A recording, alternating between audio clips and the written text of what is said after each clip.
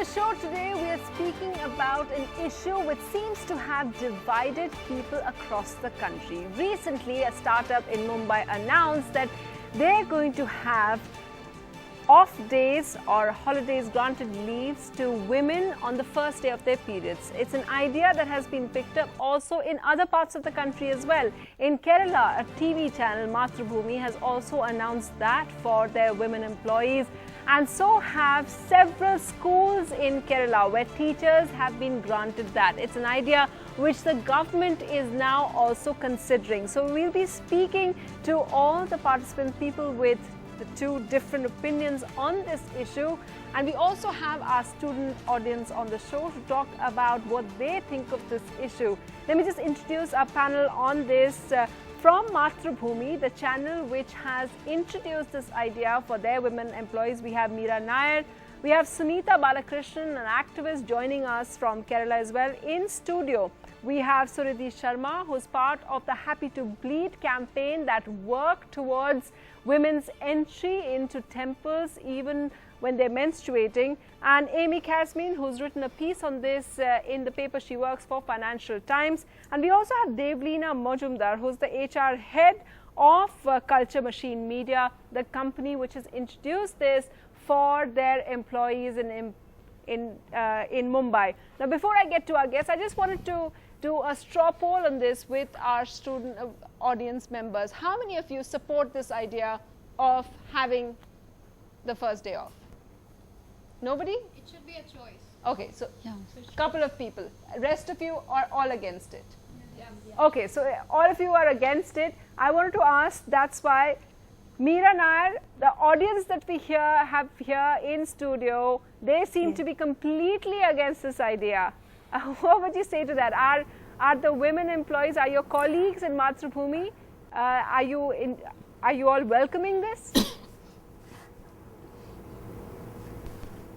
No, I think probably the students are not fully aware of the idea. Probably that's why they oppose it. Because this is an entirely optional thing. The company has not asked us to sit at home when we have our periods. It says if you have a problem and you're in pain or you're in discomfort, you have the option of taking a leave. So this is a purely optional option given to the women employees, and we are all very, very happy about it here. You're all very happy about it. Sunita Balakrishnan, you don't agree, of course. I think you got my position a little skewed there. I am not opposing it, but I'm right now I'm not sure where this is going. Because first of all, let me say it is good that my daughter will have an option that I didn't. Because right now I just came out of my job, and I did suffer a lot because of these issues when I was in the job. And I did wish at that time I could have taken leave. But now, after I have been dialing in, like gender activism, and we have these several laws that come in, which is ostensibly in favor of the woman. And once you get into the crux of it, you find that things are not always hunky-dory. I have my reservations about how this will turn out. That is my point here. What I think are your reservations, discussions ma'am? Going on further, I think I'll make more points. Okay, what are your reservations specifically? If My you can give me reservations one. are basically like, that's what okay. One is who will decide which is the first day of leave, first day of your period, or whether on which day. I mean, how do they judge whether you are on your periods or not? Okay, that's a really See, it is not a joke. A leave in an office atmosphere is not a joke. Yeah, you have to support your whatever by a certain, like if you put in leave saying, okay, you are unwell, you're supposed to be unwell, isn't it? If somebody sees you at a cricket match or something, and then, I mean, you will be questioned on it. So when you say you're on your period, is somebody going to ask you how you're going to prove that? I mean, where are the nitty-gritties of it? I mean, that's what I'm asking you. Okay, so that's the practical I'm not against problem. it. I'm just understand. wondering how this is going to be implemented. I understand. And you're actually pointing out really practical problems about the implementation of such a rule like this, especially that will become problematic once we have the government, if we have the government endorsing something like this, something that teachers in other places are also asking for. Remember, many private schools in Kerala have introduced this for teachers. So Sunita Balakrishnan has problems about, the nitty-gritties of it. But you have a deeper kind of, the principled problems with this kind of view, don't you? Yes. Well, first of all, let me say that, I mean, for any woman Sorry, who, I couldn't get you. No, this is for Amy Kazmin. Yeah. for any woman who is really suffering excruciating, debilitating pain, I mean, they should be entitled to a day of leave, whether it's the first day of their period, the last day of their period, or not their period at all. So somebody who is deeply unwell needs a day off, and frankly, that should apply to men too. The problem I have with this is somehow this assumption that, you know, the menstrual process is by its very nature completely debilitating to women, which I think isn't true and shouldn't be true. I also feel, so I think that it reinforces stereotypes of women as physically weaker.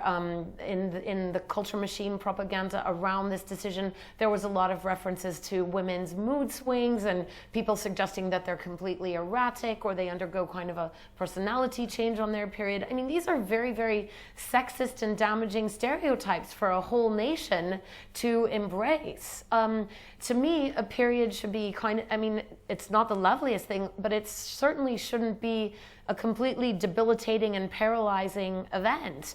And what I also feel is that if it is for many women, it could be a pointer to serious underlying medical problems that people aren't even you know, acknowledging or seeking help for, because they're just thinking, oh yeah, this is part of what it is to be a woman. I have my period. I mean, it's so awful.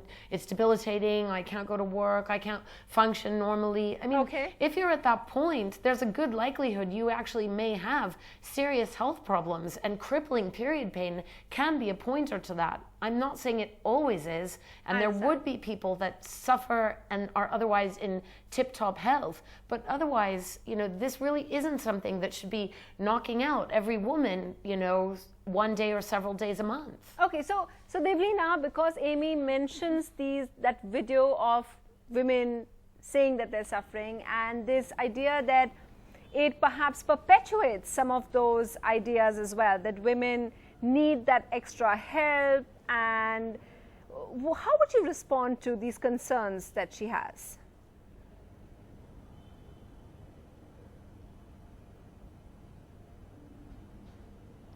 See, I would like to tell you firstly that FOP should not be looked upon as just a policy. It is a gesture to support women, and we stand by women who go through pain and extreme uneasiness during their initial days of the menstrual cycle. So that's how FOP was born in our system, and yes, we took interviews from women and we actually broke a surprise internally and they were all happy. Yes, there's no need to generalize this, because it is for those women who go through this pain, uneasiness, and they go through cramps. And it could be 10 to 20%. Globally, if you look at the statistics, about 10 to 15% women go through this kind of cramp and uneasiness. So we support them, and secondly, it's an optional leave. 5% of the employees of this startup have applied for it. So the impression was that people are just going to use it as another holiday. Yeah. But it seems that you want to availed it. Yeah. Yeah. I'd just like to say one thing. I mean, if it's really true that such a small percentage of the workforce is going to be affected by this or really needs it on the kind of grounds that you've described, but you have somehow like tarnished all women, like basically, I mean, not tarnished women, but somehow by instituting something like this, it will kind of perpetuate stereotypes that may kind of make employers a little more reluctant to hire women, because they'll think, I mean, to me, a better way of doing this so that you get a better outcome, and I understand and appreciate that Culture Machine wants to recruit women and be friendlier to women. I mean, maybe there needs to be a policy that is kind of gender neutral, where people that have medical problems can more easily take leave. Sriti, do you want to? Okay, so I think that a company that doesn't want to hire women will not hire them despite having menstrual leave or not having menstrual leave, because we all know that women have not been hired in many places just because of the fact that they are people who can reproduce, and you know as an employer that at a point of time she will take months off. So the 12 days is not going to make a difference. And they will not hire. And so if a company is sexist, it will not just be because of the menstrual leave, it will be because of you being a woman. not of the menstrual leave. And secondly, talking about menstrual leave, I think it's an idea that is evolving in the sense that we are evolving in the alternative workspaces are evolving, and it's a good way to acknowledge a lot of people who actually suffer through pain, especially when we talk about, you know, being introduced to menstruation. Our mothers mostly do that, and they never teach us how to deal with pain. Okay, they'll say that hot water bottles or whatever, they'll tell us that, you know, oh, this is the way to be in public when you're when you're experiencing menstruation, and okay, there's blood coming out, how to manage it. They'll tell you that. They'll not tell you how to manage your internal psychological, so this physical, will get the dialogue you know, going for that. Yeah, and it's not like all of women experience, you know, they just sit down at home and they can't move. What Okay, about what Amy talked about, the perpetuation of this negative image of women? negative image of women has been perpetuated, I think, throughout history for like so many ways, and I think it's time that we should just ignore that and move ahead and, you know, break stereotypes. Because So we need it, doesn't matter what people think. no, I don't think all women need it, but Okay. I think even if you're uncomfortable, sitting in a chair for 12 hours in an office in that condition can be really, you know, helpless to many people. Maybe there could be ideas about work from home options during those days. Of course, I'm not saying this is the only model to follow during menstruation, but I think it's an idea to consider that, you know, there should be alternative work environments for this. But can I say one Okay, thing? one sec, Amy. I just wanted to ask Meera.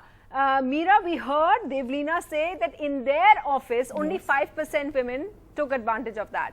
Is there any idea, do you have any figures yet of how many women have opted for that in Mathrubhumi? This was announced 2 weeks ago, so I do not have the exact statistics.